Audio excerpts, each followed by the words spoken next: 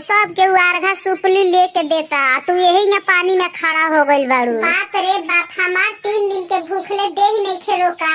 एकदम ननद हमरा पीछे ही पड़ गइल बड़ी कि सुपुलिया लेके खड़ा हो जाए। यदि वहां के खड़ा होके तब नु पता चले कि इतना पानी में हम के कैसे कैसे खड़ा बानी, नया नहर कनिया बानी। इतना बढ़िया हम छठी घाटे आई या घूम फिर के चल जाई, कितना निमन लागे। लेकिन एगो हमार लइका हो गइल त कैसे नहीं हमर सास ननद बालो, बाप रे बाप, कि हमरा के चढ़ा चढ़ा के हुरपेट के छठ भूखा दे हल्लो, छठो भूखा देले बालो। ओकरा ऊपर कहत आलो कि 10 किलो के फल लेके पानी में खड़ा रह। हमरा से देह नहीं खे खड़ा भइल जाता। ई लो पानी में हमरा से कहत आलो फल लेके खड़ा होके के। अरे ये भाभी काहे नहीं कुछ सुनत हो? भुला गइल बड़ू का सुपुलिया लिहाल का हो? ले आई सुपुलिया। ना ये बबुनी भुलाइल नहीं खी, हम जानबूझ के ना लिए नहीं ये बबुनी। हमरा खड़ा होके के हिम्मत नहीं खे करत।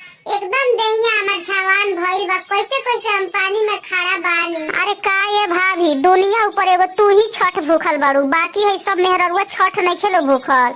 इन्हलो से खड़ा होखल जाता, तारा से खड़े नहीं खे होखल जाता। और देहिए जवान हो गइल बा। घर में तू सबसे ढेर खा लो, सबसे पहले खा लो, सब खैलता कहाँ चल गइल बा हो? आई गांव भर के मेहरारू सब हंसी लो कि उनकर भौजाई नया भौजाई, बाप रे बाप यही खड़ा बाड़ी। एगो तो तू मुड़ी पर बाप रे लुगा बढ़िया से ओढ़ले देखो, हिती बाल कटवा ले बड़ो, तनी बलवा ढक ल, इना के तनी चादर ओढ़ के आवेला, मुंह उघार के खड़ा हो गइल बाड़ू। अरे ये हमर ननदे होई, केतना बोला तारी रे, केतना ही जहरे उगला तारी रे। हमार देह खड़ा नहीं खे भइल जात। कौन दिमाग लगाई कि ननदों के मुंह बंद हो जाओ रे। अरे ये बबुनी, अरे वो चाह बना के लेके आई बनी जी।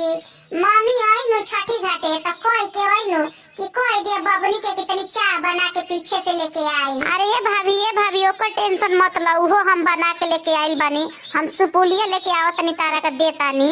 हमरा लाज लगाता तू यही खड़ा बाड़ू त। ले आई ये बबुनी, का जाने कब ले नु सूरज भगवान आज उग गए। रोज इतना सकराहे उग जानी, आज काहे इतना लेट कइले बानी सूरज भगवान जी। अरे या बाटला दूधा